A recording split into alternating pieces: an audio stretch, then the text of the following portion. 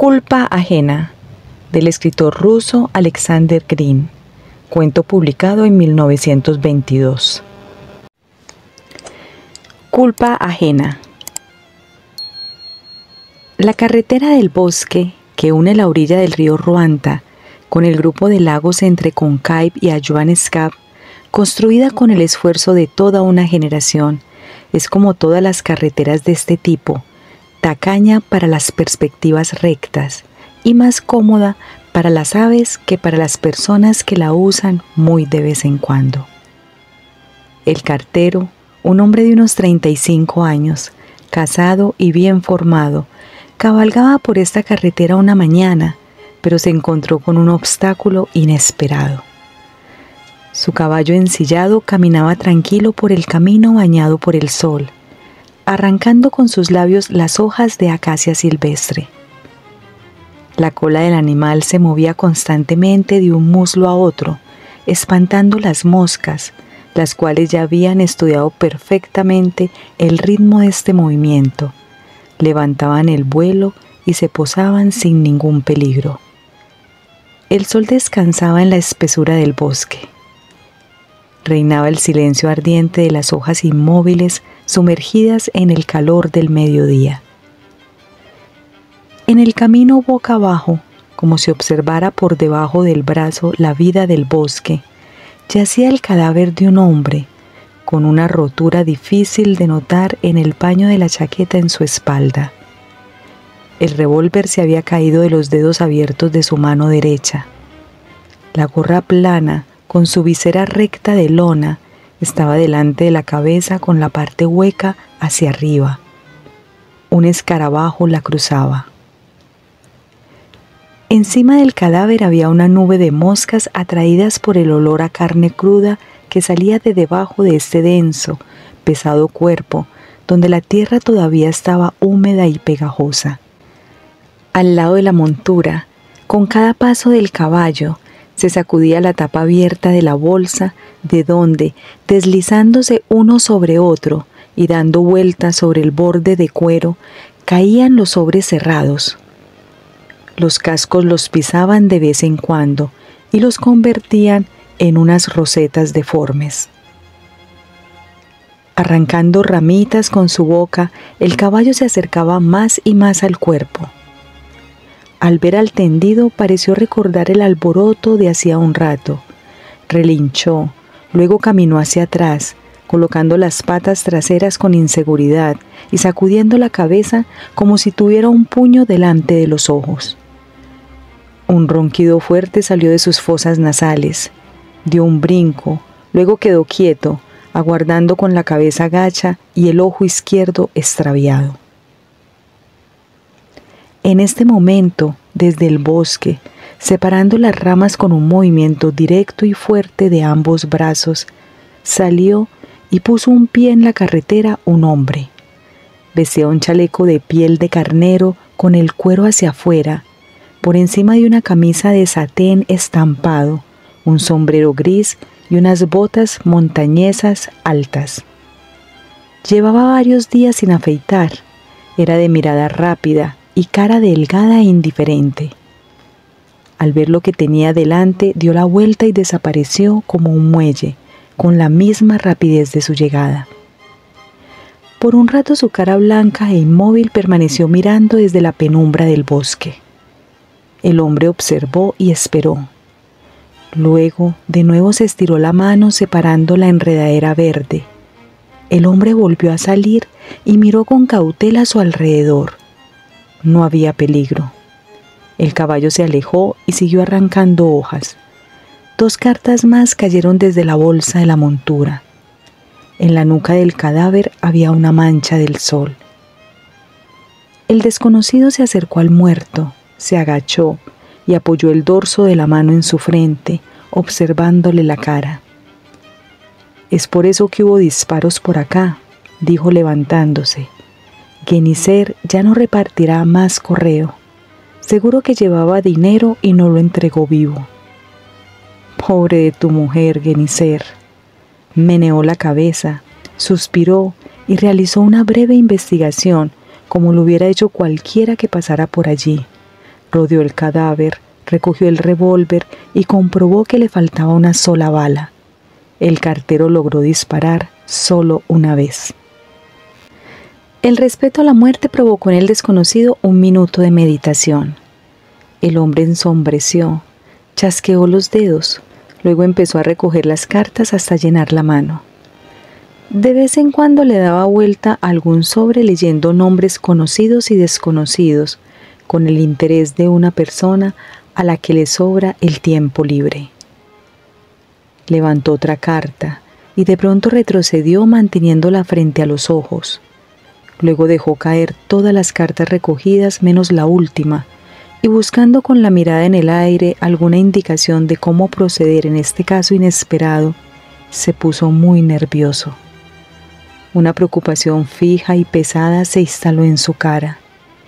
El filo estrecho de la vergüenza estaba enfrentando con dolor a otro sentimiento, que era el más fuerte de todos los que lo habían visitado alguna vez.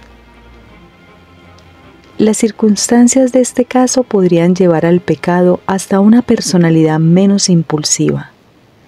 El instinto le ordenaba abrir la carta.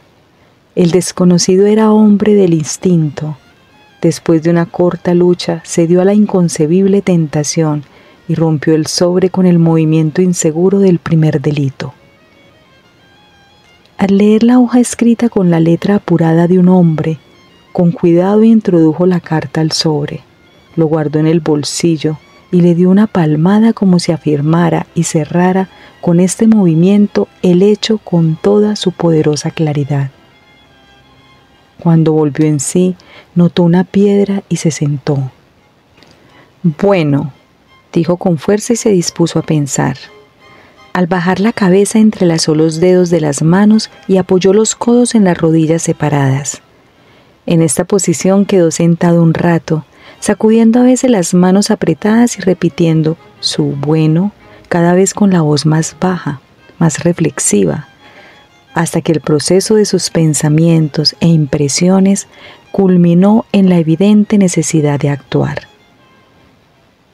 Sacudiendo las manos una vez más, estirándose un poco, el hombre levantó la cabeza y se incorporó. Parecía que había vivido algo agradable, porque salió a la carretera sonriendo. Era una sonrisa involuntaria y extraña. Conservándola, empezó a perseguir al caballo, lanzándole su amplio chaleco de piel a la cabeza.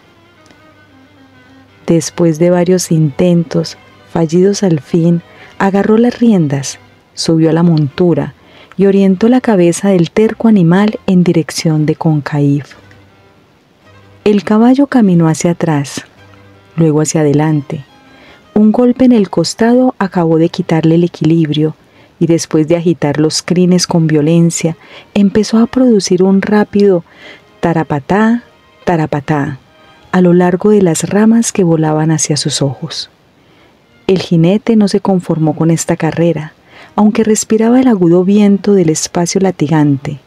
Insultó al caballo con unos comentarios rabiosos y le exprimió toda la velocidad a la que puede ser capaz un animal sano de 3 años y buena sangre.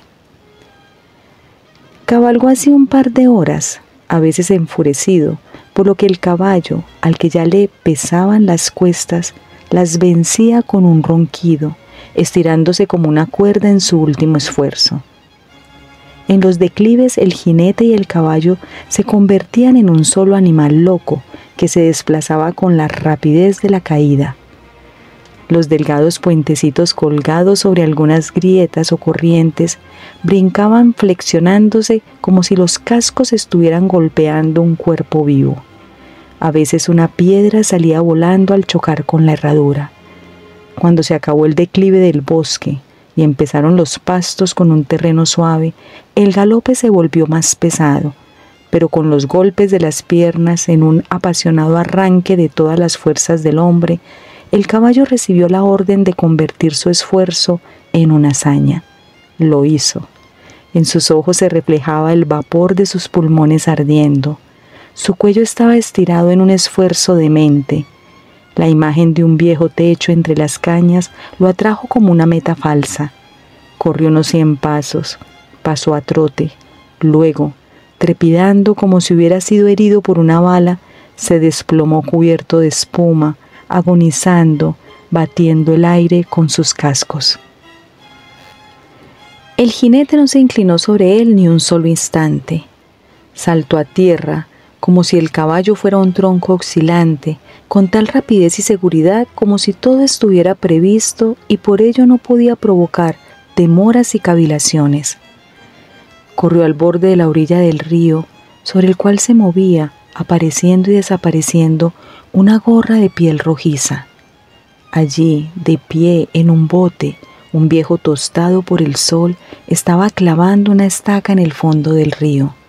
Al levantar la cabeza vio a un hombre en el borde del precipicio con un revólver apuntando a la sien. La escena era como una visión. La mano con el revólver tembló de un golpe corto. El sonido del disparo desmoronó la silueta del tirador, quien inclinó la cabeza y cayó para atrás. El viejo, entornando los ojos, dejó caer el martillo de madera y con un grito que expresó un brusco cambio en sus pensamientos, llegó a la orilla en 3 remazos. Agarrándose con las manos a los terrones de tierra del despeñadero, el viejo subió rápido como una ardilla y ya estaba cerca del cuerpo cuando el suicida, súbitamente recobrando el sentido, se tiró para abajo, se apoderó del bote y zarpó en el mismo momento que los dedos del viejo, menos ágiles que el trabajo febril de los remos, sin alcanzar la borda por una sola pulgada, quedaron extendidos hacia el bote fugitivo. «Organuber», dijo el viejo parado en el agua hasta las rodillas. «Te reconocí. Ya te atraparán, repitió y saliendo lentamente a la orilla, escuchó la sombría respuesta. Necesitaba este bote. El viejo no respondió, dio una patada en el suelo y corrió a la casa. Decidido a castigar al ladrón, tomó la escopeta y subió al techo de la casa por una escalera de mano. Ganúber navegaba corriente abajo con la rapidez de una carrera. El bote, oscilando como un cascarón vacío, saltaba con cada toque de los remos por los movimientos acompasados y amplios. Cuando el remero dobló la curva, su silueta inclinándose y enderezándose se divisó en la brillante superficie del agua. Al lado del viejo estaba un niño de unos 8 años, sombrío, con la cabeza rubia, mirando con aire diligente por debajo de la mano. Había subido al tejado con un pedazo de pan entre los dientes. «Túmbalo ahí mismo», aconsejó la criatura al padre con la boca llena de comida.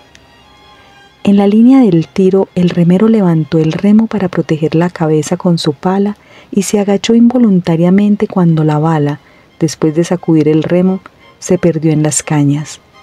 Enseguida empezó a remar más fuerte, casi saliendo del espacio peligroso a la protección de la orilla izquierda, pero sonó un segundo disparo.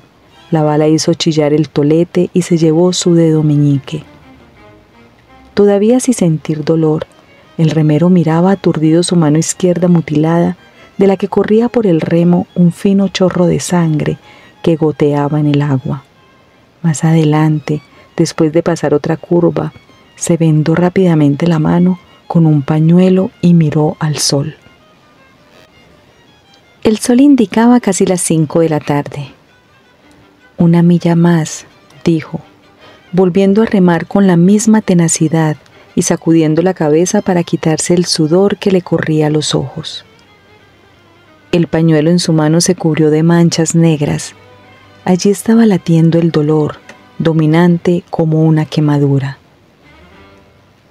«No vale la pena devolver este bote», masculló mirando al sol una y otra vez. «No podré comprarme otro meñique ni por 100 botes como este». Al fin se divisaron los oscuros cobertizos, los jardines, el aserradero, el molino, la plaza y los anuncios. Organuber entró por debajo de los pilotes del muelle, se dejó caer a la arena de la orilla y sin pensar más en el bote, se dirigió apurado al otro lado de la ciudad. A estos 2 centenares de tejados se podía echar un vistazo desde la altura de mástil de barcaza con un solo movimiento de pestañas. Como cualquier habitante del lugar, Ganúber podría decir de antemano qué espectáculo vería doblando cualquier esquina de cualquier calle. Pero él se encontraba en una situación especial, cuando un poblado conocido se medía solamente con la escala de su pulso, oprimido por el peligro, cuando la familiaridad parente de este lugar no era nada ante lo desconocido. ¿Qué aspecto tomaría el primer encuentro casual? Sin embargo, Ganúber había puesto sus manos a la obra que le exigía olvidarse de sí mismo. Al ver las puertas del hotel abiertas de par en par, no trató de esquivarlas porque apreciaba cada minuto. Corriendo frente al hotel, observó a varias personas que estaban allí de pie, y por la expresión de un pensamiento inesperado con la que algunas de ellas movieron el cigarrillo de una esquina de la boca a la otra, mirándolo abiertamente de frente, comprendió que lo habían reconocido. Si Ganúber se hubiera vuelto para mirar, habría visto a través del polvo y rayos del sol que todas las miradas lo habían seguido. Asimismo lo sabía, aún sin volverse. Estaba acalorado, exaltado por su loco viaje. Por esta razón pensaba en la inevitable persecución solamente a través de la visión de aquella casa, de la puerta que se apresuraba a abrir, ahora más que media hora antes, porque oyó el primer sonido de la sirena del vapor. Cuando él, al fin, abrió esta puerta, salió a su encuentro una anciana de aspecto huraño, e inclinando la cabeza, lo miró por encima de los lentes. Lo reconoció. Cualquier aparición odiada la llenaba de un riguroso silencio. Su cara asumió una expresión categórica de un candado, mientras su mano amarilla con cólera le indicó la puerta de una habitación donde una voz de mujer entonaba una canción sobre las flores primaverales. Recobrando el aliento, escondiendo detrás de la espalda la mano herida, Ganúber se presentó ante una mujer joven que lo miró con un gran asombro. Su cara se ruborizó de pronto, pero sin sonreír, sin animarse, con un seco rubor de enojo. Por lo visto, ella estaba haciendo maletas, terminando de recoger las cosas pequeñas. Una maleta grande estaba en el piso, abierta. Ganúber dijo solamente: «No tenga miedo, Fen, soy yo». Sus ojos buscaron en el rostro de la muchacha una opinión sobre sí mismo, pero no la encontraron. En silencio le tendió la carta. Como recompensa recibió una mirada larga, interrogante y despiadada. Con un gesto brusco ella tomó la carta, la leyó y perdió la serenidad. Toda ella, todo su ser se había rebelado contra el impacto, todavía sin saber qué decir, cómo y a dónde dirigirse. Pero al ver su cara, también se puso nervioso y retrocedió, preparando una gran cantidad de palabras, las cuales en la confusión nunca llegaría a pronunciar. La joven se sentó, cubriendo sus ojos con su pequeña y fuerte mano, pero suspirando volvió a guardar las lágrimas. «Mejor me hubiera matado a mí, dijo ella. Y además leyó esta carta. ¿Cómo llamarlo? Si no estuviera aquí», objetó Ganúber rápidamente. «Óigame, Fen, yo no sabía, le juro, qué lugar ocupa en su vida este Fitzroy. Si lo supiera, quizás le hubiera perdonado una buena mitad de lo que él me había dicho. Son cosas del pasado, estábamos borrachos los dos, todo sucedió bajo el letrero de la taberna Los Tres Osos. Una palabra tras otra. Su última palabra era que soy un canalla. Su último movimiento fue tirarme un vaso. Fue cuando apreté el gatillo. Usted también lo hubiera hecho en mi lugar. Es verdad, por culpa de otras historias como esta, tuve que salir huyendo de aquí. Pero ¿acaso no recuerda esto cuando le está hirviendo la sangre? Ya lo ve. Fitzroy está herido, está vivo y la llama. Tenía que apurarme para llegar antes de que usted abordara el vapor. Me enteré por la misma carta de que usted se tiene que ir hoy. No he perdido tiempo. Aunque me toca toda la vergüenza, me alegro de que usted se haya enterado de todo a tiempo. ¿Al fin me dirá cómo esta carta llegó a sus manos? Se lo diré. La recogí en la carretera. Estaba cruzando la carretera. No sé quién acabó con Genicer, pero todo su negocio estaba esparcido en un espacio de 20 o 30 pasos. Genicer estaba muerto. Un asunto feo. No sé quién lo asaltó. Cuando me puse a recoger las cartas vi su nombre. En otras circunstancias yo no leería la carta. Pero entonces quiso decir que había cedido a la sugestión de las coincidencias, la rareza del suceso, recortado por un golpe terrible, pero no encontró palabras apropiadas para esto. Cayó y se recostó a la pared, arrepentido y alarmado, mirando a la joven. «Abrir una carta», dijo ella golpeando la mesa con la palma de la mano. «Diablos, no le conocía esta faceta, Ort». «Arma de dos filos», objetó él un poco molesto. «De lo contrario usted no se hubiera enterado de la situación». «Sí, pero usted lo hizo». «Ay de mí, y ahora que el círculo se ha cerrado, júzgueme como quiera».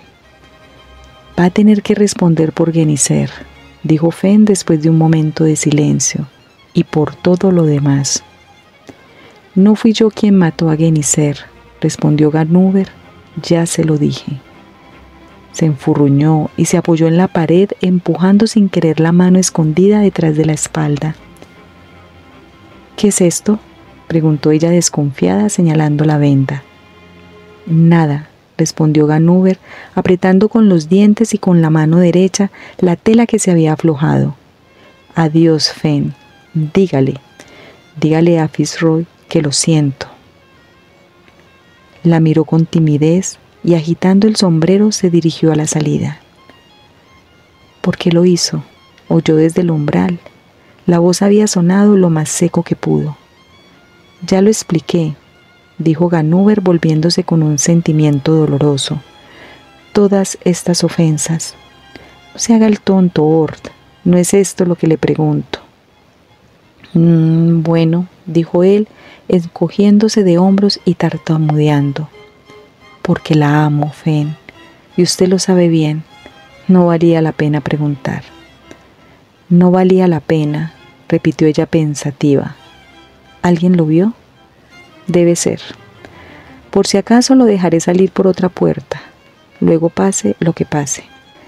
La siguió por un pasillo corto hasta la puerta abierta, que enmarcaba el cuadro del cantero y del perro que miraba estirando la cadena, con los ojos encendidos de sangre, al hombre del chaleco de piel. Sabía que lo que se abría detrás de esta puerta no era la vida, sino el cuadro de la vida que él pudiera evocar en su memoria antes de ir a la horca. La sensación de peligro lo llenó de pronto. Al salir miró para atrás y vio como una mano de mujer cerró firmemente la puerta. Ort Ganúber se había dirigido a la puerta de la verja, pero cambió de opinión, dobló para el lado contrario, brincó una pared de piedra no muy alta y pasó por un costado del huerto vecino para salir a la otra calle. Estaba insólitamente tranquilo e indolente, aunque media hora antes ansiaba volcar y apartar todo lo que se oponía a la entrega de la carta. La reacción era tan fuerte como la rigurosa e inclemente tensión del encuentro. Sintió que perdía la capacidad de razonar. Se detuvo indeciso, aunque estaba consciente del peligro de la demora. Al fin se movió, cruzó la calle y se dirigió hacia el río. La tarde del día siguiente, el redactor del Heraldo del Sur recibió del compaginador una serie de galeradas y las hojeó murmurando para sí mismo. Terremoto en Zurbarán, funciones de la compañía del circo de Backelberg, una recepción más en la bolsa, el arresto de Ganúber. Separó el artículo, tomó un lápiz y leyó. Ort Ganúber fue detenido esta tarde en una calle de la ciudad Nay. Sus asuntos, como debemos señalar, no van nada bien. Se le acusa de asaltar y matar al cartero. Además, las viejas fechorías de este caballero de carácter explosivo forman un majestuoso cuadro de salvaje desenfreno, Por esta razón. Lo demás era del mismo género, y después de leer en silencio el final, el redactor escribió encima de la columna: el arresto de Ganúber. El asaltante del correo tendrá un castigo merecido. Severo pero necesario ejemplo tendrán todos los enemigos de la sociedad y del orden. Así es, dijo entregando la columna corregida al empleado. Lo demás también va a la máquina. El empleado, después de revisar el material, se acercó a la mesa del redactor. ¿Cuál artículo va? Tengo 2 artículos sobre Ganúber. A ver, este y aquí este, el que le digo. El segundo artículo estaba redactado así: el arresto de O. Ganúber provocó en nuestra ciudad muchos comentarios e interpretaciones. Lo acusan de matar y robarle al cartero. Sin embargo, está comprobado mediante la entrega al equipo de investigación policial de una prueba irrefutable, que O. Ganúber se presentó en Nai para entregarle a una persona una carta que encontró en el camino. No sabemos cómo repercutirá este acontecimiento en el veredicto del juicio, pero consideramos como un asunto de justicia determinar por medio de la prensa la inocencia de Ganúber en este horrible y triste suceso. ¿Quién lo mandó a incluir esta nota?, preguntó el redactor. Debe ser usted, Siccus. Sí, porque usted no estaba. ¿Quién firmó el original? Está firmado. Pronunciando estas palabras, el joven pelirrojo como una zanahoria buscó en la mesa y entregó el trozo de papel firmado. F. O. Terón. Suena un poco íntimo, un poco frívolo, dijo el redactor sin dirigirse a nadie y mirando uno tras otro los 2 artículos. Un juicio es un juicio, un periódico es un periódico. Creo que el primer artículo es más ventajoso. Incluya este. En lo que concierne a la carta de F. O. Terón, la redacción le responderá en privado. Fin. Alexander Green nació en Rusia en 1880. Fue un destacado escritor de literatura neorromántica, hijo de un noble polaco desterrado y de una rusa que falleció cuando él contaba 13 años. Desde su infancia, Alexander soñaba con viajar y con conocer el mar. En 1896 escapó de casa y llegó a Odessa. Así comenzó su vida de vagabundo. Trabajó como marinero, soldado, pescador, peón, leñador y buscador de oro. Atravesó Rusia desde el Mar Negro a los montes Urales. A comienzos del siglo XX se incorporó al Partido Social Revolucionario. En 1903 fue arrestado por sus actividades como agitador político. Aunque escapó, fue prendido y encarcelado durante 2 años. En 1906 fue arrestado por segunda vez y deportado. Escapó con un pasaporte falso que lo llevó a Moscú. Allí comenzó a escribir. En 1907 apareció su primer relato. Iba buscando un estilo propio y en 1909 publicó sus primeras novelitas románticas. Durante la Guerra Civil Rusa se incorporó al Ejército Rojo como soldado de enlace. En 1919 cayó enfermo de tifus y el escritor, medio muerto, fue conducido a Petrogrado. Ya recuperado, escribió en la década de los 20 sus novelas más famosas y hermosas: El corazón del desierto, 1923, Mundo resplandeciente, Velas rojas, El camino a ninguna parte, 1929, y Surcando las olas, 1928. Sin embargo, su obra fue marginada y el escritor fue ignorado, ya que los críticos se cebaron con él porque la administración burocrática literaria de la URSS clasificó sus obras como ajenas a la nueva sociedad.